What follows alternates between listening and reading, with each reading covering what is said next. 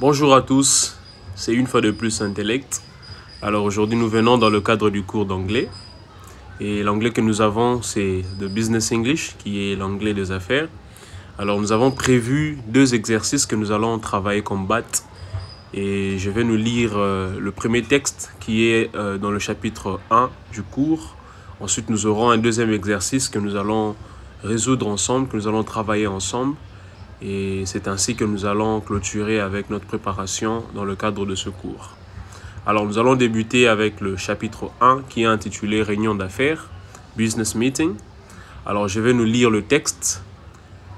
What you need to know, there are many kinds of meetings depending on the size of an organization and the level at which the meeting is taking place. Board meetings held at the top of large corporations serve to establish or review overall strategies. A new strategy may entail momentous decisions with beneficial or harmful consequences for a company's various stakeholders, shareholders, clients, suppliers, employees, and communities to which they belong. At the other end of the spectrum, you find smaller, less formal meetings in modest organizations, for instance, a weekly meeting at group level.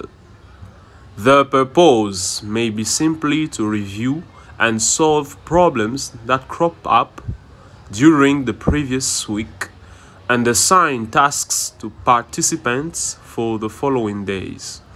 They are short and informal.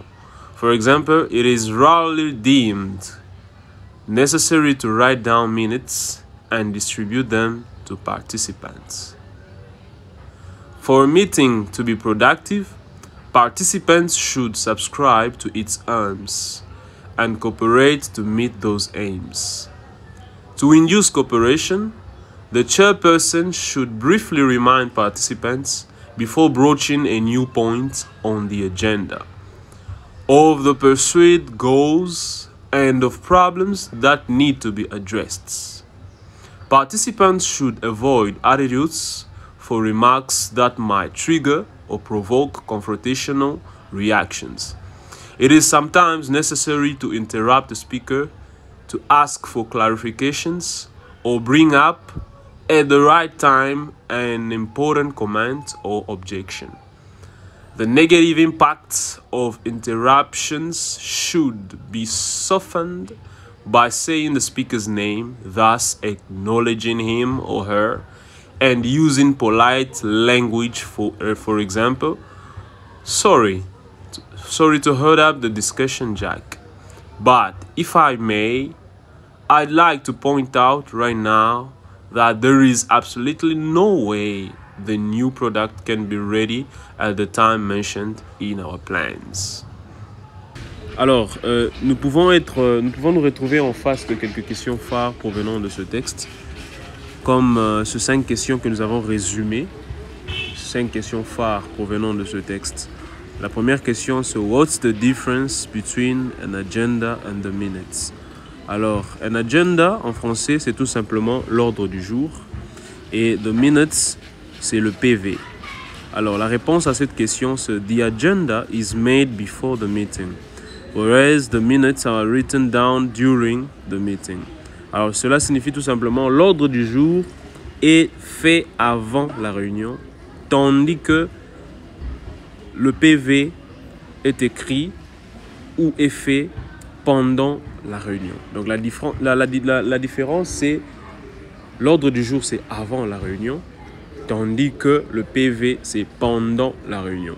Alors, la deuxième question, elle est tout simplement de savoir How's called the person who lead the meeting? Cela signifie tout simplement comment s'appelle la personne qui préside la réunion.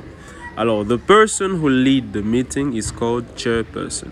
La personne qui préside la réunion est appelée chairperson. La troisième question est de savoir What does the varieties of meetings depend on? La question est de savoir ces variétés-là de réunions dépendent de quoi? Alors la réponse est tout simplement They depend on the size of an organization and the level at which the meeting is taking place. Cela signifie tout simplement que ceci dépend de la taille de l'organisation ou du niveau dans lequel la réunion prend place. Alors nous avons la quatrième question qui est celle de savoir, before broaching a new point on the agenda, what should the chairperson do? Alors la question est de savoir, avant d'aborder un nouveau point dans l'ordre du jour, qu'est-ce que la personne qui préside la réunion doit faire? Alors la réponse est to induce cooperation. The chairperson should briefly remind participants before broaching a new point on the agenda. Cette réponse est tirée dans le texte. Alors on dit, pour qu'il y ait de la coopération, la personne qui dirige la réunion, qui préside la réunion avec les participants de cette réunion-là, il faut que la personne qui préside puisse faire un récapitulatif de ce qu'elle a dit avant pour que le participant soit au même diapason avec lui avant de passer à un nouveau point à l'ordre du jour. Alors la cinquième question est celle de savoir, to avoid confrontational reactions, what would you suggest to the participants before giving his point of view? Alors on demande, pour éviter des réactions qui pourraient mettre les gens en confrontation pendant une réunion, qu'est-ce que nous allons suggérer, qu'est-ce que nous pouvons suggérer aux participants avant de pouvoir donner leur point de vue? Alors la réponse est tout simplement by using a polite language, saying the speaker's name, thus acknowledging him or her.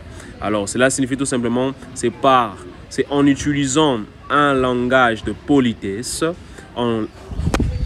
Alors suivez attentivement ces quelques vocabulaires que nous avons résumés.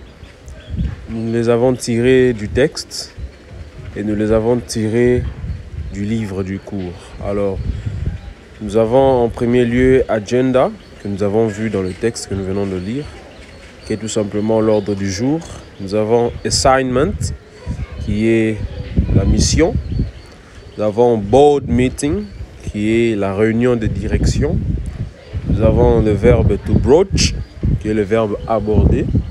Nous avons the chair, qui est le verbe présider, qui venait du mot chairperson.